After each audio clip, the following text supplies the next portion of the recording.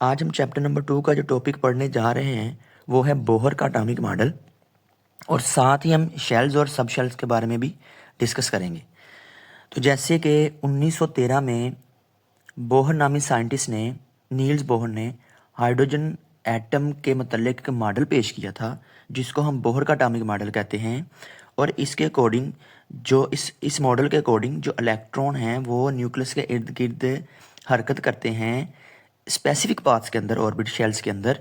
उसको हम कहते हैं कि ये बोहर का एटॉमिक मॉडल है और ये शेल की डेफिनेशन है। ठीक है जी। तो शेल के मतलब इसने क्या बताया, ये न्यूक्लियस है, यहाँ पे न्यूक्लियस के इर्द गिर्द स्पेसिफिक पाथ के अंदर इलेक्ट्रॉन जो न्यूक्लियस के इर्द गिर्द मूव करते हैं उसको हम शेल कहते हैं। इलेक्ट्रॉन ऐसे इसके इर्द गिर्द मूव करेंगे तो उसको हम क्या करेंगे, शेल कहेंगे। अब फिक्स्ड एनर्जी के बारे में देख लेते हैं। फिक्स्ड एनर्जी,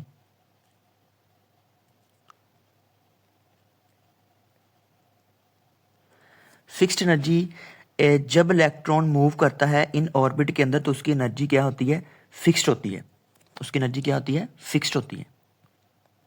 उसके बाद ग्राउंड स्टेट किसे कहते हैं,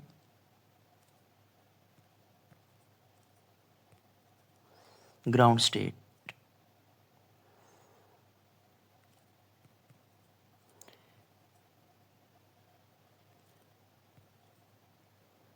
ग्राउंड स्टेट, अच्छा, जिस तरह डायग्राम में भी दिखाया गया है ये वाली कि ग्राउंड स्टेट किसे कहते हैं। अच्छा, जब इलेक्ट्रॉन न्यूक्लियस के करीब तरीन हरकत कर रहा होता है उसकी एनर्जी मिनिमम होती है और उसको हम ग्राउंड स्टेट कहते हैं। ठीक है, जैसे जैसे फिर इलेक्ट्रॉन मूव करता जाता है दूर तो हम कहते हैं कि न्यूक्लियस से वो दूर जा रहा है तो उसकी जो एनर्जी है वो ज़्यादा होगी। लेकिन इन ऑर्बिट के दरमियान में इलेक्ट्रॉन नहीं होते। जैसे इस डायग्राम में ज़रा गौर करें, ये वाली में तो N1 है तो ये फर्स्ट ऑर्बिट है, N2 है तो ये सेकंड ऑर्बिट है। ठीक है, इस तरह N3 थर्ड, और अगर N1 होगा तो हम कहेंगे K शेल है। ठीक है, अगर N2 होगा हम कहेंगे L, सेकंड शेल है तो L ऑर्बिट होगा, L शेल होगा। अगर N3 है तो हम कहेंगे कि ये थर्ड है, M है शेल। अगर N4 होगा तो हम कहेंगे फोर्थ है और फोर्थ शेल है। अगर एन सोन, अगर N5 होगा तो हम कहेंगे कि ये O है, O ऑर्बिट है, O शेल है। इस तरह न्यूक्लियस से दूर जा रहे हैं तो जैसे जैसे न्यूक्लियस के करीब होगा, ये न्यूक्लियस है, न्यूक्लियस के करीब होगा तो एनर्जी कम होगी, न्यूक्लियस से दूर जाता जाएगा तो एनर्जी ज़्यादा होती जाएगी। E1 एनर्जी कम है, E2 उससे ज़्यादा है, E3 उससे ज़्यादा है। ठीक है, एंड सो ऑन।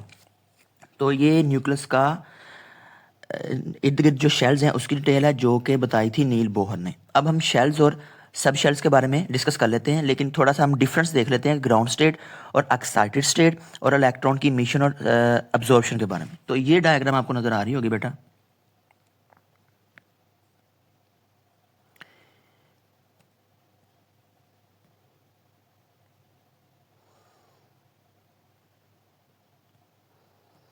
अच्छा, इस डायग्राम में ज़रा गौर कीजिएगा।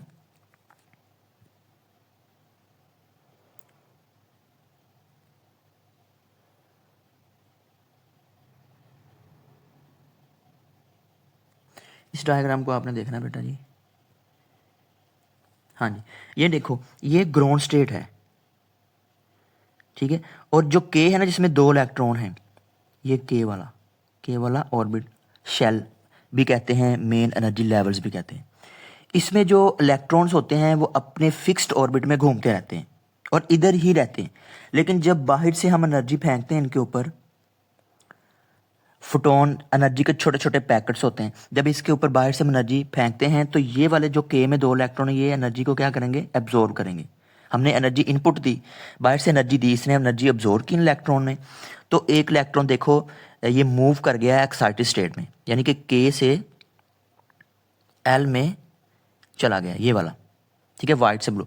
तो ये इसको हम कहते हैं एक्साइटेड स्टेट। जब यानी कि नीचे वाले ऑर्बिट शेल्स में इलेक्ट्रॉन जब जंप करके मूव करके ऊपर वाले शेल्स में जाते हैं तो हम उसको कहते हैं कि ये क्या है, एक्साइटेड स्टेट। और जब वही एनर्जी जो हमने बाहर से दी है जब वो रिलीज करते हैं, एनर्जी आउटपुट होती है, ठीक है, तो वापस अपने उसी वापस शेल में आ जाते हैं, लेकिन वो एनर्जी को रिलीज करके। यहाँ पे एनर्जी की एब्जॉर्प्शन हुई थी और यहाँ पे एनर्जी क्या हुई है, एनर्जी रिलीज हुई है, एनर्जी क्या हुई, यहाँ पे रिलीज हुई। तो इस तरह से एनर्जी को कैसे अब्जॉर्ब करके वो अगले शेल में जाते हैं, अगले ऑर्बिट में जाते हैं, अगले सब शेल मेन एनर्जी लेवल में जाते हैं, ठीक है। और जिसे जो एनर्जी हमने दी है वापस रिलीज करके वापस वो कैसे आते हैं, तो ये सारा कुछ बोहर के एटॉमिक मॉडल ने एक्सप्लेन किया था, ठीक है। अब हम शेल्स और सब शेल के बारे में देख लेते हैं। अच्छा बेटा, अब हम शेल्स और सब शेल्स के बारे में पढ़ते हैं। तो सबसे पहले देख लेते हैं शेल्स क्या होते हैं। शेल्स क्या होते हैं कि न्यूक्लियस के इर्द गिर्द फिक्स्ड ऑर्बिट पाथ के अंदर जो इलेक्ट्रॉन मूव करते हैं उसको हम ऑर्बिट या शेल्स कहते हैं, हम इसको ऑर्बिट भी कहते हैं। यहाँ पे डायग्राम है, आपको नज़र आ रहा होगा, चलो इधर मैं भी बना देता हूँ। जैसे ये न्यूक्लियस है और यहाँ पे इलेक्ट्रॉन मूव कर रहा है, इसके इर्द गिर्द ऐसे मूव कर रहा है, तो हम इसको क्या कहेंगे, ये ऑर्बिट है, शेल है। इसको हम मेन एनर्जी लेवल्स भी कहते हैं, ठीक है जी। और फिर नेक्स्ट दूसरा ऑर्बिट होगा, पहले वाले को हम N1 कहेंगे, दूसरे वाले को हम N2 कहेंगे, फिर N3, N4, N5 so on. तो इनमें इलेक्ट्रॉन्स मूव करते हैं, रिवॉल्व करते हैं, हम इसको ऑर्बिट या शेल्स कहते हैं, मेन एनर्जी लेवल्स कहते हैं। इनके दरमियान में यहाँ पे, जिसको मैं ब्लू से मेंशन करने लगा हूँ, यहाँ पे इधर चूंकि इलेक्ट्रॉन इनके दरमियान, शेल्स और ऑर्बिट के दरमियान में इधर यहाँ पे इलेक्ट्रॉन्स जो हैं वो नहीं पाए जाते, इन स्पेस के अंदर इलेक्ट्रॉन्स नहीं पाए जाते, ठीक है बेटा जी।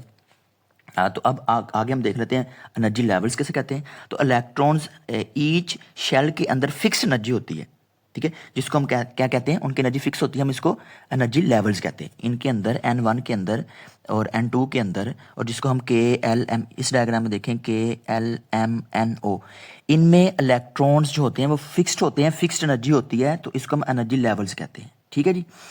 अब हम जो है वो डिस्कस कर लेते हैं KLMN को इंडिविजुअली, ठीक है बेटा।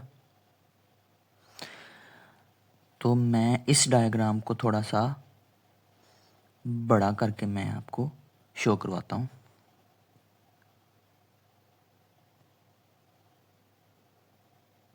ये अच्छा, अब हम नोटिस करना है कि यहाँ पे जो KLMN है, के इसको हम कहते हैं कि ये न्यूक्लियस के करीब तरीन होता है, और इसको हम फर्स्ट ऑर्बिट कहते हैं, पहला शेल ऑर्बिट जिधर इलेक्ट्रॉन न्यूक्लियस के इर्द गिर्द रिवॉल्व करते हैं। इस तरह सेकंड को हम कहते हैं L, थर्ड को हम M, फोर्थ को N, फिफ्थ को N, सो ऑन। और इनकी जो एनर्जी है वो इंक्रीज हो रही है। इसका मतलब जो न्यूक्लियस के करीब तरीन होगा ना, कि उसकी जो एनर्जी है वो मिनिमम होगी, उसकी एनर्जी मिनिमम होगी। इस तरह सोन आगे जैसे बढ़ते जाएंगे ऑर्बिट, इलेक्ट्रॉन्स की तादाद भी बढ़ती जाएगी और उनकी एनर्जी भी बढ़ती जाएगी, ठीक है। और इलेक्ट्रॉन में आल्सो भी प्रेजेंट इन द थर्ड और हायर शेल्स, ठीक है। अब हम सब शेल्स के बारे में डिस्कस कर लेते हैं कि जो हर शेल होता है वो एक या एक से ज़्यादा सब शेल से मिलकर बना होता है, यानी कि शेल की सब डिवीजन को हम क्या कहते हैं, एक एटम के अंदर सब शेल्स होते हैं।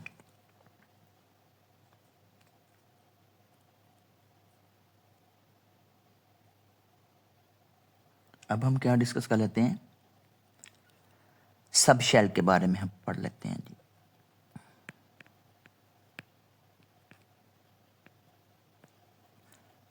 सब शेल किसे कहते हैं? अच्छा जी, सब क्या कहते हैं, sub division of a shell in an atom, सब शेल, सब डिवीजन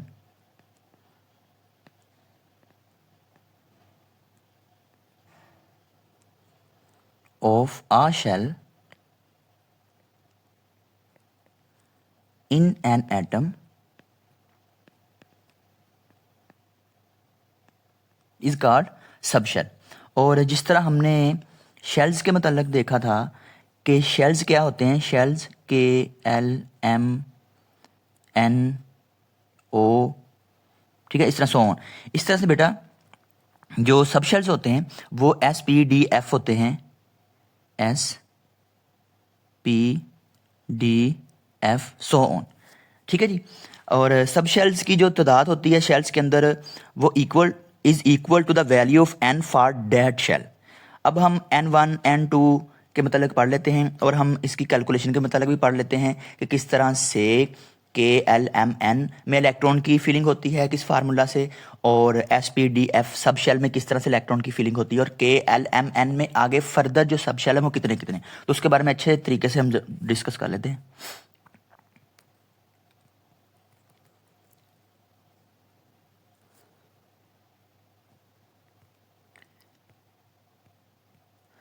अच्छा जी, अब हम 1 2 3 4 ये हमारे पास क्या है, N है,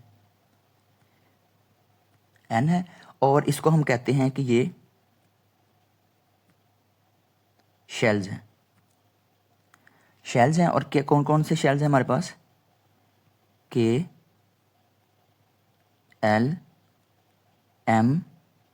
फोर्थ N। चूंकि आगे भी हैं लेकिन इलेक्ट्रॉन्स जो है वो इसी से हम जस्टिफाई कर लेते हैं, जो उसकी डिस्ट्रीब्यूशन इलेक्ट्रॉन की फीलिंग है यहाँ तक ही पूरे हो जाते हैं, आगे फिर हमें ज़रूरत नहीं पड़ती, लेकिन हायर तक जाते हैं। अब जो फार्मूला इस्तेमाल करेंगे हम, फार्मूले के अकॉर्डिंग फार्मूला हमारे पास है 2n², 2n²। तो यहाँ पे जो मैं लिख देता हूँ, जो n है, n जो n है वो 1 2 3 n सो ऑन, ठीक है। तो पहले 1 पुट कर लेते हैं, तो 1 पुट करेंगे तो 1 का स्क्वायर तो 1 नहीं होता है, तो जवाब आ जाएगा 2। इसका मतलब के शेल के अंदर इलेक्ट्रॉन 2 अकोमोडेट हो सकते हैं मैक्सिमम, इससे ज़्यादा नहीं। और ये न्यूक्लियस के करीब तरीन होता है, उसकी एनर्जी कम से कम होती है, इसमें इलेक्ट्रॉन की तादाद भी कम होती है। ऐसे ही अब 2 पुट करेंगे तो 2 तो फार्मूले का है 2 का स्क्वायर, ठीक है। तो ये आ जाएगा 2 × 4 = 8। तो इसका मतलब जो एल सब शेल है, ऑर्बिट है, मेन एनर्जी लेवल है, इसमें इलेक्ट्रॉन मैक्सिमम 8 आ सकते हैं, इससे ज़्यादा नहीं आ सकते, ठीक है। इससे ज़्यादा अकोमोडेट नहीं हो सकते और इसकी एनर्जी के से ज़्यादा होगी। Same as it is M में 18 होंगे, एन में 32 होंगे। तो ये शेल्स के अंदर जो है, यहाँ लिख देता हूँ, ये क्या है, शेल्स।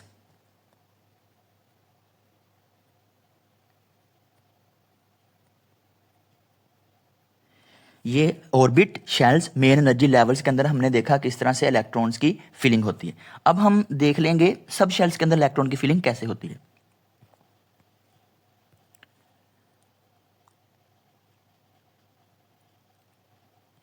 अब हम देख लेते हैं इलेक्ट्रॉन की फीलिंग डिस्ट्रीब्यूशन। इलेक्ट्रॉन की क्या देखेंगे, इलेक्ट्रॉन की डिस्ट्रीब्यूशन या डिवीजन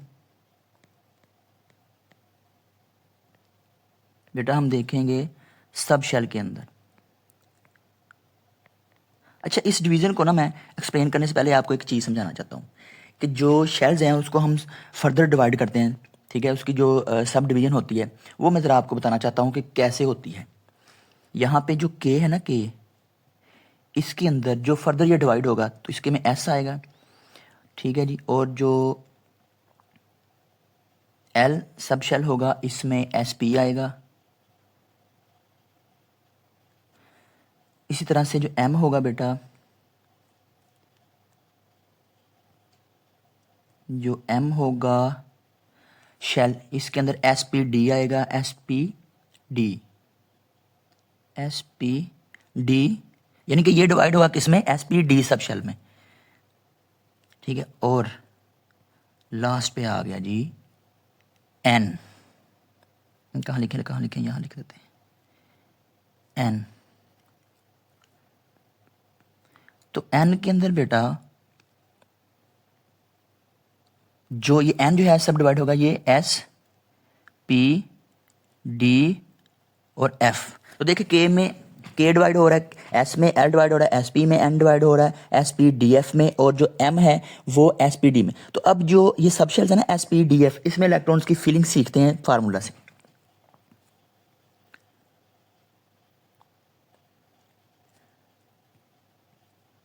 सब शेल के अंदर अब हम देखते हैं इलेक्ट्रॉन्स की फीलिंग को देख लेते हैं सब शेल के अंदर। अब यहाँ पे फार्मूला लिख लेता हूँ मैं, 2 2l प्लस 1। और बेटा यहाँ पे जो l होगा ना, l इसकी जो वैल्यू होगी वो 0 से स्टार्ट होगी, 1 2 3 एंड सो ऑन। ठीक है जी। अब हम इलेक्ट्रॉन की फीलिंग बारी बारी देख लेते हैं। सब शेल्स के अंदर इलेक्ट्रॉन की फीलिंग को हम पढ़ लेते हैं जी अच्छे तरीके से।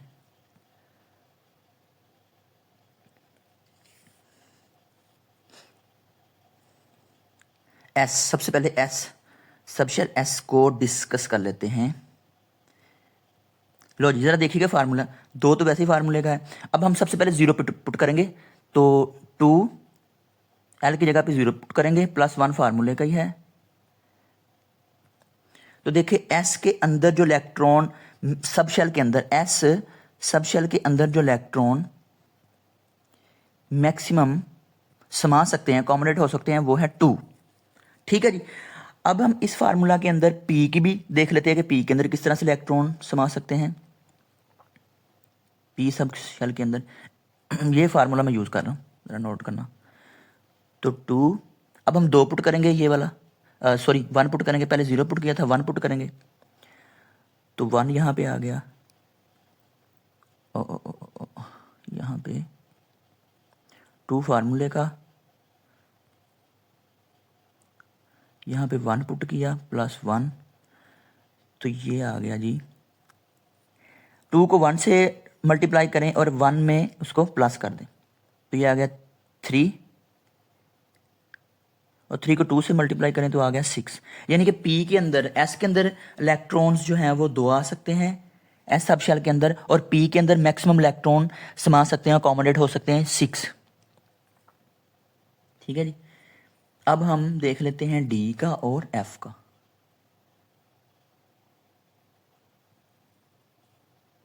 डी सब शेल, डी सब शेल के अंदर 10 इलेक्ट्रॉन जाएंगे उसी फार्मूला के अकॉर्डिंग। एफ सब शेल के अंदर 14 इलेक्ट्रॉन जाएंगे उसी फार्मूला के अकॉर्डिंग। तो ये डिटेल थी शेल्स और सब शेल्स के मतलब। ठीक है बेटा जी। अब मैं ना आपको एक इम्पोर्टेंट चीज़ जो है वो बताने लगा हूँ, और वो होंगे जो रह गए थे बोहर के मतलब। बोहर ने जो भी डिटेल समझाई, ठीक है, वेल एंड गुड। उसने रदरफोर्ड के जो थे ड्रॉबैक्स, खामियां थी, वो उसने दूर की थी, लेकिन इसकी कुछ ना लिमिटेशन भी थी। बोहर के एटॉमिक मॉडल की कुछ, इसने हाइड्रोजन एटम को सक्सेसफुली बहुत अच्छे तरीके से एक्सप्लेन किया, स्पेक्ट्रल लाइन को भी इसने उसके ऊपर भी एक्सप्लेनेशन दी। लेकिन जो बोहर का एटॉमिक मॉडल था ना, इसकी कुछ लिमिटेशन थी। वो लिमिटेशन मैं आपको जो है वो बताने लगा हूँ, और एक दो पॉइंट जो रह गए थे वो भी मैं आपको बताने लगा हूँ। पहले लिमिटेशन, बोहर के एटॉमिक मॉडल की लिमिटेशन को मैं बता देता हूँ।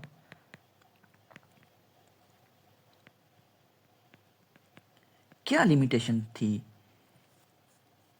किसके एटॉमिक मॉडल की? बोहर के एटॉमिक मॉडल की। इसने सिर्फ सिंगल इलेक्ट्रॉन जैसे हाइड्रोजन के लिए इस्तेमाल किया, उसके मतलब इसकी एक्सप्लेनेशन ठीक थी। सिंगल इलेक्ट्रॉन यानी कि जो एटम सिंगल इलेक्ट्रॉन रखते हैं, सिंगल इलेक्ट्रॉन। लेकिन जो मल्टीपल इलेक्ट्रॉन, उसके मतलब इसका जो मॉडल है वो फेल हो गया। मल्टीपल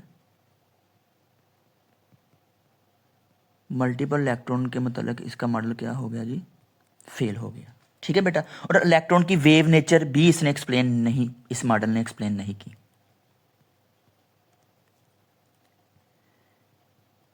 वेव नेचर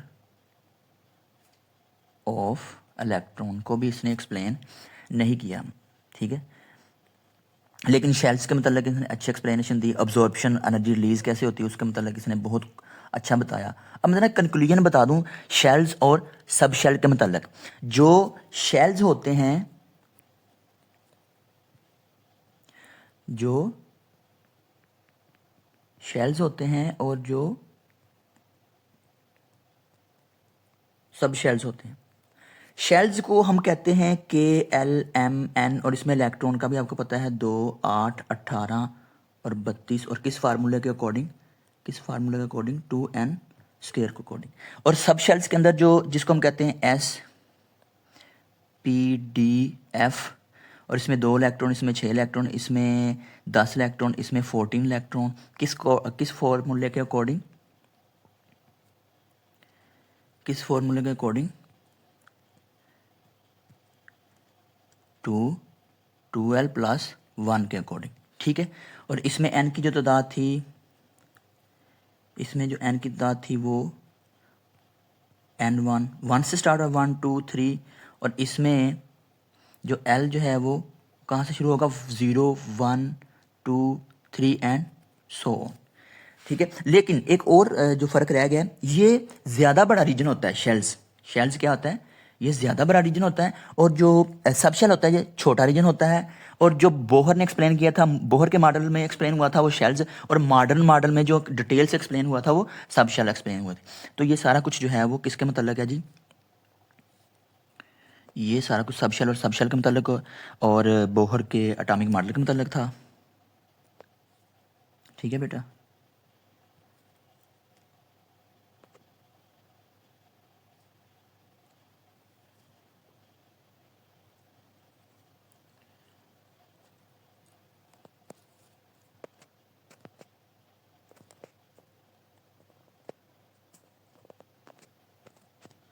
अच्छा ना, अभी एक इंटरेस्टिंग इन्फॉर्मेशन आपसे शेयर करना चाहता हूँ। जो एटम होता है ना, एटम, जो size of an atom is so small that it is not possible to see with naked eye. इतना छोटा होता है कि हम खुली आंख से उसको देख नहीं सकते। उसके लिए हमें इस्तेमाल करनी पड़ती है ट्रांजिशन इलेक्ट्रॉन माइक्रोस्कोप। एमसीक्यूज आ सकता है, बड़ा इंपॉर्टेंट। एक एटम को हम देख सकते हैं किससे, ट्रांजिशन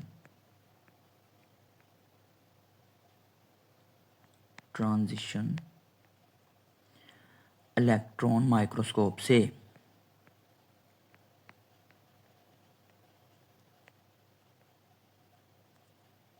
ठीक है जी। ये अच्छा, और एक और इंटरेस्टिंग बात, जब आप एक डॉट लगाते हो ना तो उसमें 20 लाख एटम आते हैं। Can you imagine, 20 lakh.